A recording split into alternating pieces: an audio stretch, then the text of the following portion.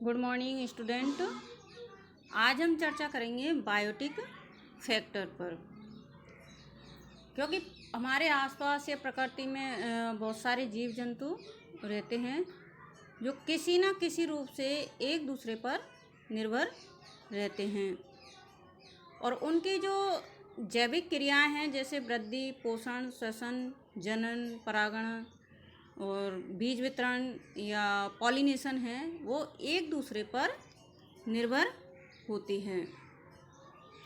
और इन सभी जो प्रोसेस है जैविक प्रक्रमों की, उनको पूरा करने के लिए जीवों में अन्योन्य क्रियाएं होती रहती है। जो एक जाति या विभिन्न प्रकार जाति या पादप और जंतु किसी के भी मध्य में होती रहती है। ओडम ने 1971 में इस प्रकार के जो सहज जीवन संबंध है उनको धनात्मक और ऋणात्मक अन्योन्य क्रियाओं में विभक्त किया। धनात्मक अन्योन्य क्रियाएं वे अन्योन्य क्रियाएं हैं जिसमें एक जीव से दूसरे जीव को किसी प्रकार की हानि नहीं होती बल्कि लाभ ही होता है। और ये अन्योन्य क्रियाएं प्रमुख रूप से 3 प्रकार की होती है: म्यूचुअलिज्म, प्रोटोकॉर्पोरेशन एंड कॉमन्शियलिज्म।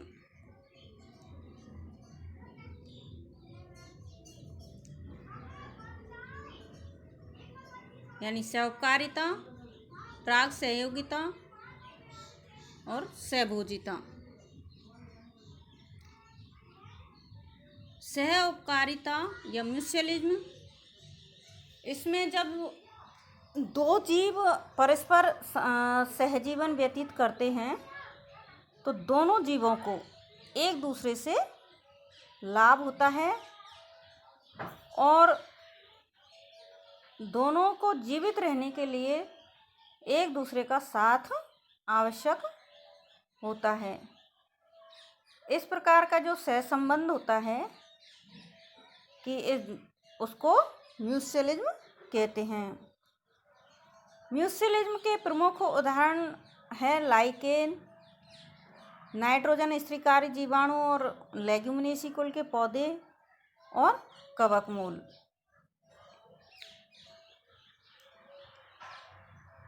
लाइकेन में कवक और शैवाल दोनों सहजीवी के रूप में रहते हैं, जिसमें कवक पादप का थैलस भाग का निर्माण करता है और शैवाल इस थैलस के लिपटा रहता है। कवक का जो कार्य है वह है खनिज और लवण का अवशोषण करना, जबकि शैवाल का कार्य है प्रकाश संश्लेषण की क्रिया द्वारा भोजन निर्माण। तो इस प्रकार से सामान इकट्ठा करना यानी खनिज लवण को एकत्रित करता है कवक, जबकि भोजन बनाता है शैवाल। और दोनों को ही शैवाल अपना खनिज लवण अवशोषण नहीं कर सकता और कवक भोजन नहीं बना सकता, इसलिए दोनों को जीवित रहने के लिए एक दूसरे की आवश्यकता होती है। और इस प्रकार का जो सहजीवन संबंध है कवक और शैवाल का, उसको लाइकेन नाम दिया गया है, लाइकेन या सैक। इसी प्रकार से नाइट्रोजन स्त्रीकारी जीवाणु जो राइजोबियम नामक जीवाणु है, वह लेग्यूमिनेसी कुल के पौधों की जड़ों में रहता है, जिसमें जो नोड्स पाए जाते हैं, नोडुल्स ग्रंथियां पाई जाती है लेग्यूमिनेसी कुल के पौधों की जड़ों में, उनमें ये राइजोबियम नामक बैक्टीरिया रहता है और ये वायुमंडल की जो ऑक्सीजन नाइट्रोजन है उसको नाइट्रेट में कन्वर्ट करके पौधों को उपलब्ध करवाता है।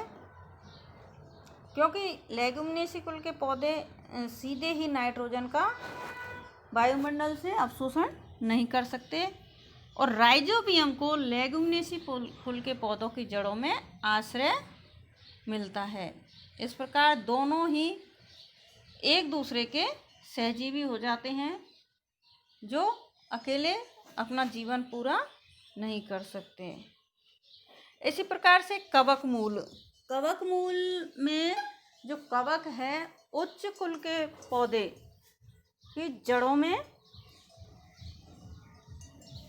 रहता है। मतलब उच्च कुल के पौधों की जड़ा और कवक का जो सहसंबंध होता है वह कवक मूल या माइकोराइजा कहलाता है। जैसे पाइकस है, साइकस है, साइकस की ऑर्किड्स हैं, इनमें कवक सहजीवन के रूप में रहता है और कवक इनको खनिज और लवण अवशोषण का कार्य करता है, जबकि ये पौधे इनको कवक को आश्रय प्रदान करते हैं। क्योंकि ये पौधे, जिन पौधों में कवक मूल पाया जाता है उनमें मूल रोम अनुपस्थित रहता है। प्रोटोकोपरेशन या सह उपकारिता, सह प्राक सहयोगिता, प्राक सहयोगिता।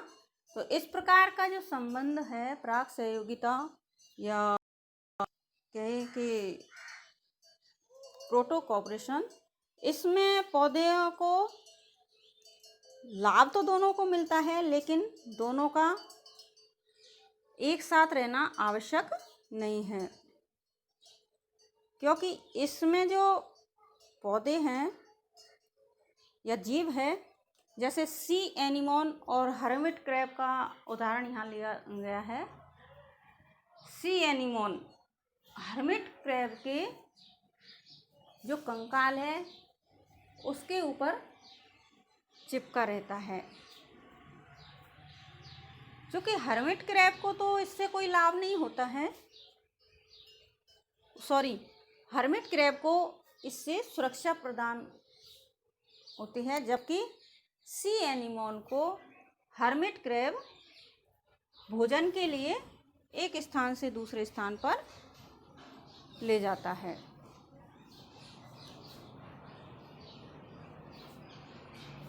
और यदि ये दोनों साथ साथ नहीं रहें तो भी स्वतंत्र रूप से अपना जीवन यापन कर सकते हैं।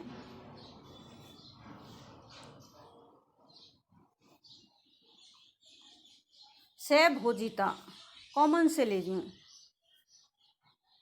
जब विभिन्न जातियों के जो दो या दो से अधिक जीव समूह हैं, उनमें से किसी एक को तो लाभ होता है लेकिन हानि किसी को नहीं होती। इसका जो उदाहरण लिया है एपीफाइट,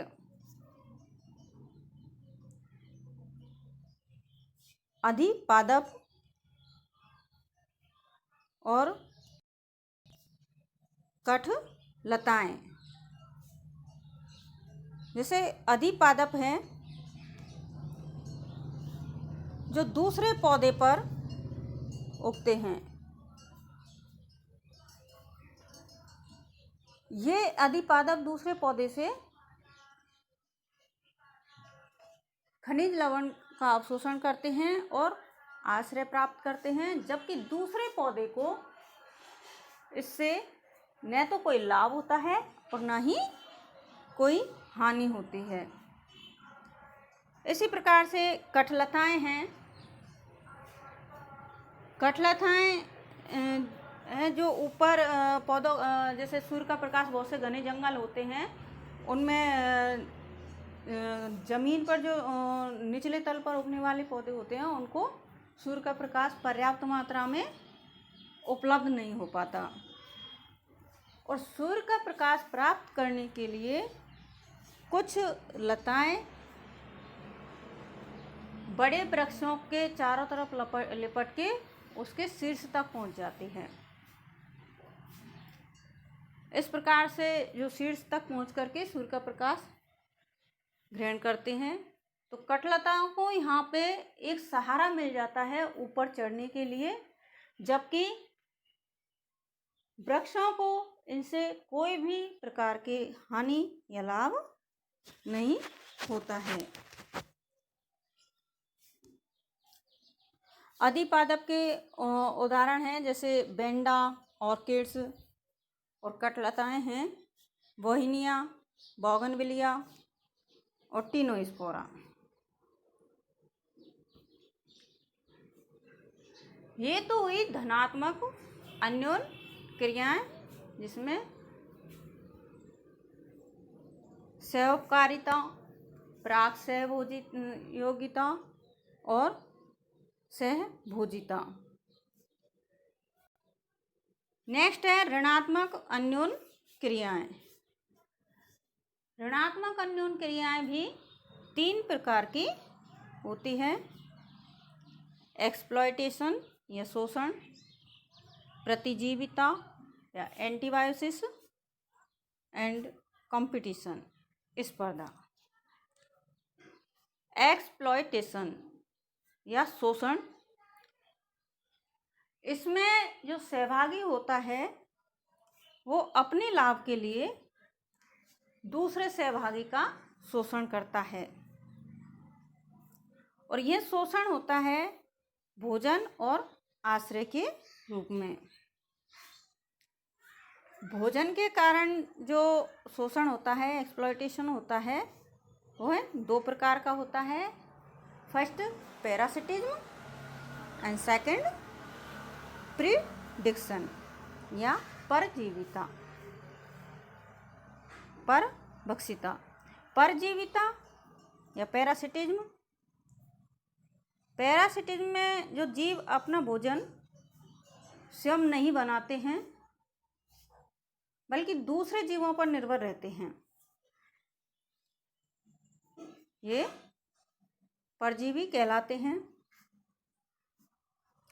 और जिस जीव से ये परजीवी भोजन प्राप्त करते हैं उसे परपोषी या होस्ट कहते हैं।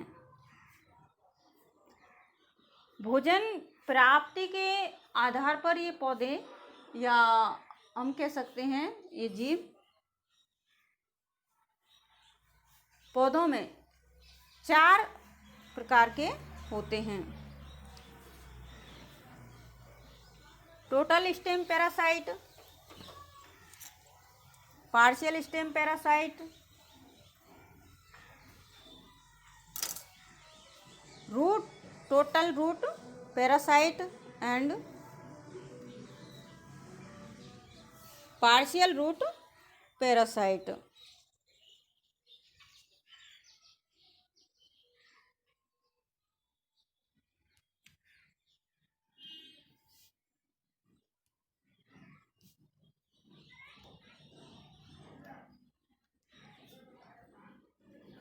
तो पूर्ण स्तंभ परजीवी, पूर्ण स्तंभ परजीवी हैं। ये पौधे पूर्ण रूप से पौधे पर आश्रित होते हैं, जैसे अमरवेल। अमरवेल या कसकुटा है, ये बेर झाड़ी होती है जो जिजीफस न्यूमुलेरिया, कैलोट्रोपिस, या फिर ये अडूसा है, अडूसा या बबूल पर के जो स्टेम है उस पे पाया जाता है। यह जो पैरासाइट है कसकुटा, इसमें पत्तियां और जड़ दोनों ही अनुपस्थित होती है, अर्थात न तो ये खनिज लवण अवशोषित कर सकता है और न ही इसमें पत्तियां होती है जो अपना भोजन बना सकता है।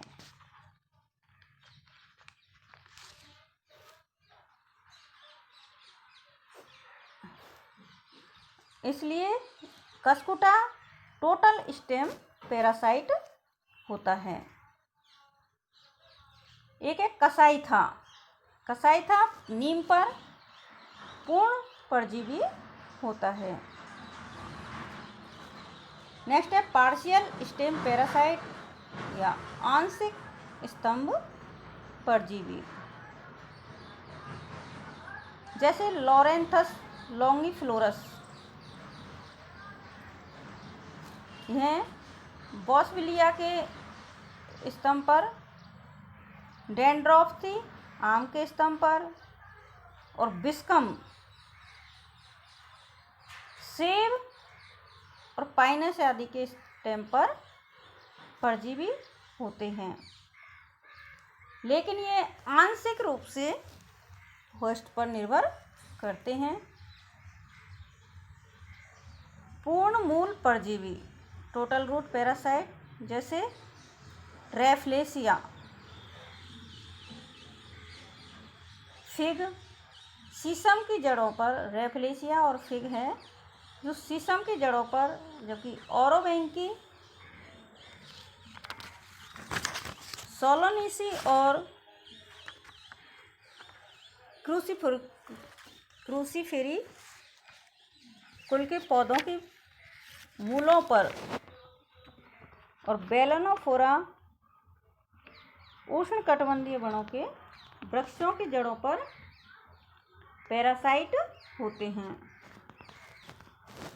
पार्शियल रूट पैरासाइट जैसे चंदन, शीशम और सिरस की जड़ों पर पैरासाइट होता है। परभक्षिता या प्रीडिक्शन।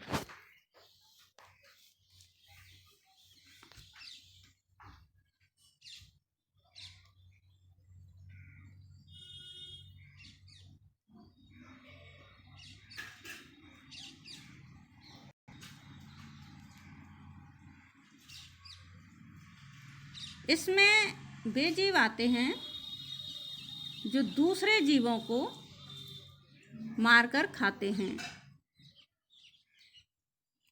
और ये अन्य जाति के जो प्राणी हैं उनको पकड़कर मारकर भोजन के रूप में उपयोग लेते हैं। मनुष्य को भी परभक्षियों में शामिल किया गया है।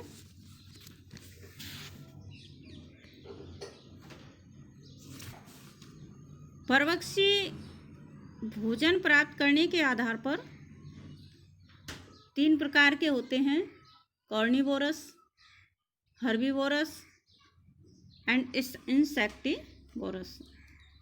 कॉर्निवोरस जो जंतुओं को मारकर खाते हैं, हर्बीवोरस जो पेड़ पौधों को खाते हैं, और इंसेक्टिवोरस या कीटभक्षी कुछ पौधे हैं जो जैसे घटपादप, ये पौधे या जो परभक्षी होते हैं जैसे नाइट्रोजन की कमी वाले मृदा में उगते हैं, और नाइट्रोजन को पूरा करने के लिए ये अपने जो विशेष अंग होते हैं उनमें उनकी सहायता से कीटों को पकड़कर खाते हैं। कीटभक्षी पादप के जो प्रमुख जो उदाहरण हैं उसमें नेफिंथस, डायोनिया और ड्रोसेरा यूट्रिकुलेरिया प्रमुख है। एंटीबायोसिस।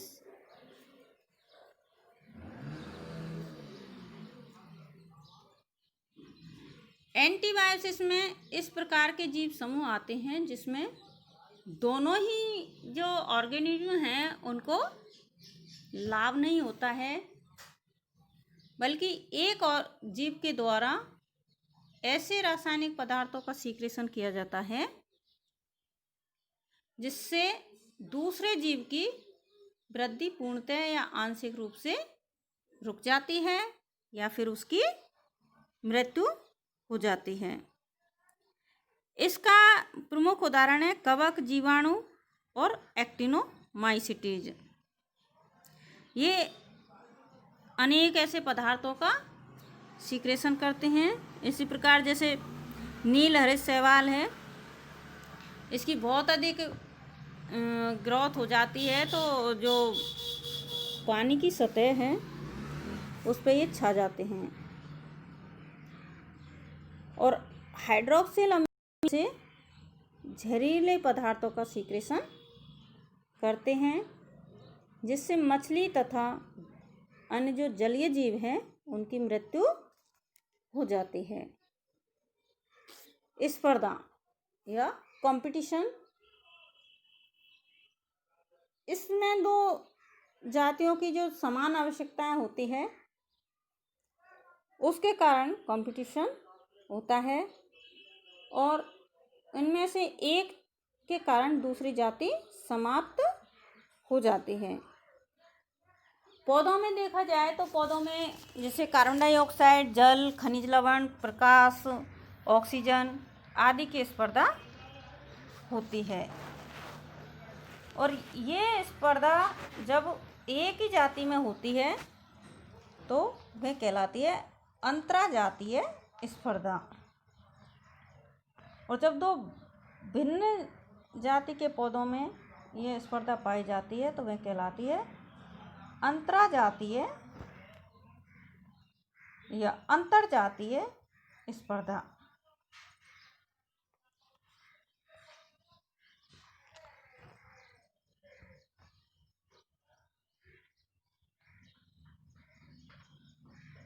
एलिलोपैथी, कुछ पौधे विशेष प्रकार के रसायनों का सीक्रेशन करते हैं जो एक दूसरे के लिए हानिकारक होते हैं। इसे एलिलोपैथी कहते हैं। जैसे एरिस्टिडा ओलिकेंथा। एरिस्टिडा ओलिकेंथा घास है एक जो फिनोल जैसे पदार्थों का सीक्रेशन करते हैं, और इनसे नाइट्रोजन स्थिरीकरण करने वाले जो बैक्टीरिया है और शैवाल है उनकी वृद्धि रुक जाती है। एलिलोपैथी का दूसरा उदाहरण है पार्थेनियम स्टेरोफोरस।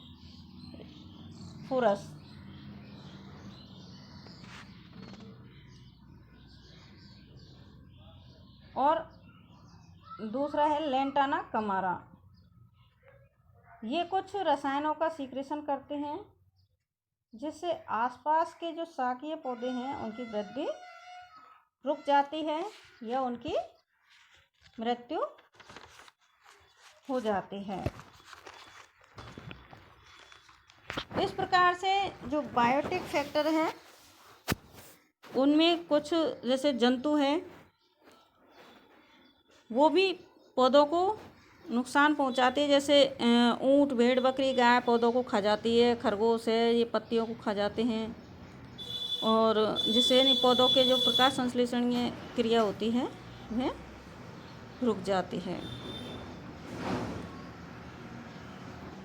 अब वनस्पति पे मनुष्य का भी प्रभाव पड़ता है, जैसे रोटी, कपड़ा, मकान ये प्रमुख आवश्यकता है। इसी प्रकार से औद्योगिकरण, शहरीकरण के कारण जंगलों का काटना और बड़े बड़े शहरों का विस्तार, भवनों का निर्माण, कारखानों, बांधों, सड़कों, रेल मार्गों का निर्माण, इन सब के लिए ये पौधों को काटते हैं, जिससे पर्यावरणीय प्रदूषण जैसी समस्या उत्पन्न हो जाती है।